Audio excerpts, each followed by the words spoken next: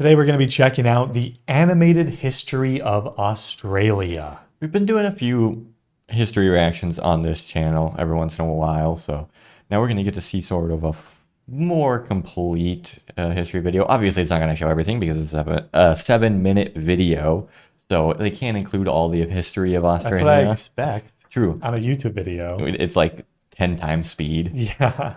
Let's check it out. Here we go. This episode is brought to you by Skillshare. The first 500 viewers who sign up using the link below get 2 months of Skillshare absolutely free. Aristotle, Ptolemy, and Macrobius believed that there was far too much land in the northern hemisphere, and that there must be some undiscovered continent balancing the globe somewhere in the south. Okay, so the logic was a little flawed, but during the Age of Discovery, the search was on for Terra Australis Incognita. Fast forward a few centuries to the East Indies, search was on for Terra Australis Australis Southern. Incognita. What about, why wasn't it called Australis Incognita? That would be pretty good. To the East Indies. 3 Dutch sailors landed in Australia accidentally in the 1600s. The mythical southern continent had just been found. So the Dutch, because they were in Indonesia at the time. Yeah, they just went a little more south.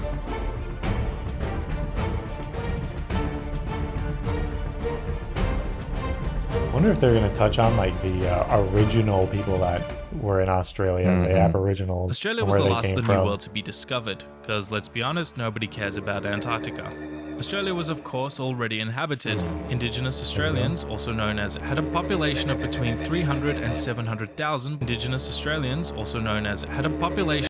He cut out the word. So the word he said was wrong, so we just cut it out? Maybe. Or now it's offensive or something? I don't know. Between 300 and 700,000 by modern estimates. Early contacts with these tribes were as often peaceful as they were violent. It is thought that these groups arrived in 2 stages. The first was from the Indian subcontinent via a land bridge that connected Australia to the island of New Guinea, bringing with them the Pama-Nyungan language family. The second wave was much later and may have been groups related to the Austronesians of Indonesia. Their culture and history was preserved through the oral tradition. The Dutch named the island New Holland after the county of Holland in the Netherlands, but it wasn't until the British landed on the east coast and named it New South Wales that Europeans began to settle. Landing in Port Jackson on the 26th of January 1788, hey, that's today. The so-called First Fleet arrived to found the colony of Sydney, with the intention of using the labour of prisoners to achieve wealth for Britain.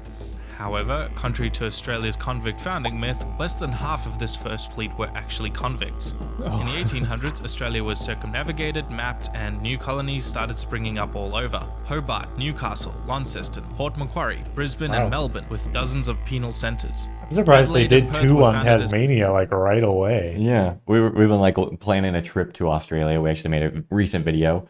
Check the pinned comment for a link to that video. Help us plan our trip. Yeah, and we like seeing all these cities here. It's crazy how like some of these are actually pretty old cities. Then. Yeah, and they're basically as old as the country is.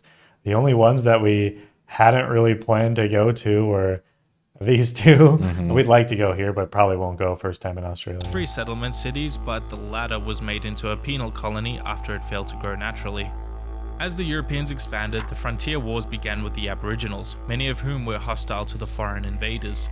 Most famously, the Black War of Tasmania, which nearly wiped out the indigenous Tasmanians.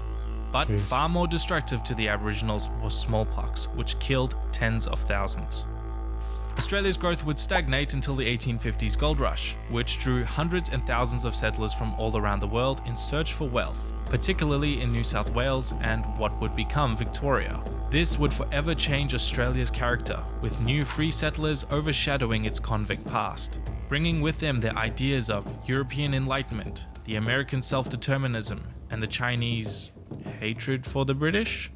These gold diggers became discontent with the corrupt and badly run colonial elites and rose up in rebellion in the infamous Eureka Stockade. These settlers were beginning to feel a sense of nationalism, that perhaps Australia could be something different. The winds of change were on Terra Australis, and soon, large-scale trade unions developed in Australia's largely working-class population from the ideas of orthodox Marxists. Trade unions still hold a significant influence over Australian politics today. But let's not forget the rift that had been forming between Australia and Australians, the government and its people. Thousands of ex-convicts were being released each year, most of them turning to civil jobs, but a sizable minority turned to Australia's bushy frontier for freedom and profits. Policing was Okay. harsh, but order couldn't reach far enough. Outside of the cities, only personal gain and wealth could drive law enforcement. Money would change hands and lips were sealed. In this climate, an Australian icon was born, Ned Kelly.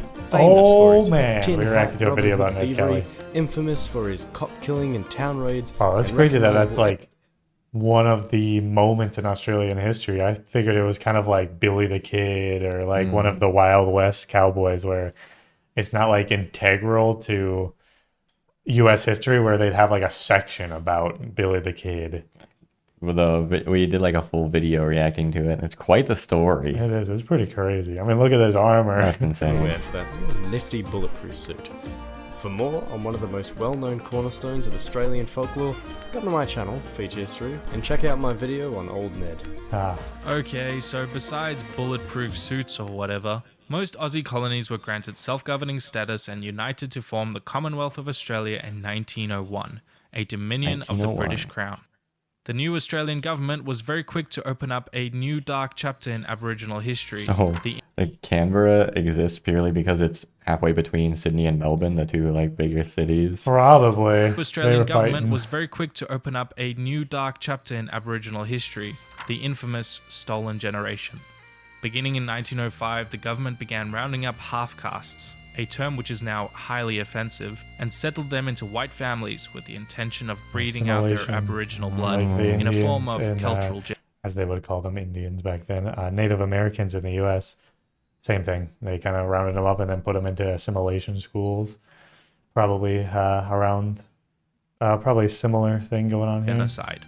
Abuses of these children were also rampant, which is a rather depressing segue into the White Australia policy, a set of strict settlement acts which restricted immigration from anyone who wasn't British or Northern European up until about Oh. the Second World War. Northern As a European. British colony, Specific, Australia would no unilaterally Italians. declare war on Germany during the First World War, forming the Australia and New Zealand Army Corps, or ANZACs. The young nation was sent headfirst into war. Around 500,000 soldiers volunteered, or nearly 1/10 of the total population.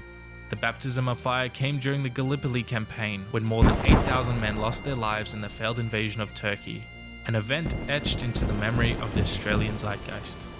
Although crippled from the Great Depression, Australia again took up arms in 1939 to support her mother nation in the Second World War, this time fighting in Europe, North Africa, the Pacific, and South Asia. Prisoners of war in Malaya, They're quite the Burma, spread. and Thailand were treated inhumanely by the Japanese, who also bombed Australia's northern coast about 100 times. Australia is still a very young nation, but it has emerged a very powerful force in the region, now a beacon of democracy, social progressivism, and commerce, with its phenomenal urbanization consistently ranked among the world's most livable cities. Walking the line between left and right with generous social programs, universal suffrage, a welcoming immigration policy, and attractive business prospects. This is John. John wants to learn how to play the didgeridoo he bought from a garage sale, but the lessons are expensive, so John will probably give up. But John wait, will John, you use can learn for Skillshare, free sure. over at Oh, it's all Skillshare. about Skillshare. Just 17 That minutes seems to before- be the end there, but a very, I mean, obviously short, but interesting history of Australia. Yeah, and seeing the sort of controversies that might have gone on in the past, a little bit of the involvement in the wars, how the first settlers. They were actually, it's like the U.S., they were involved in the Pacific and the European theater in World War II, which is pretty crazy. Thanks for watching. Let us know if there's some other Australian history videos we should check out or anything else Australia down in the comments below. See you in the next one. Goodbye. Bye.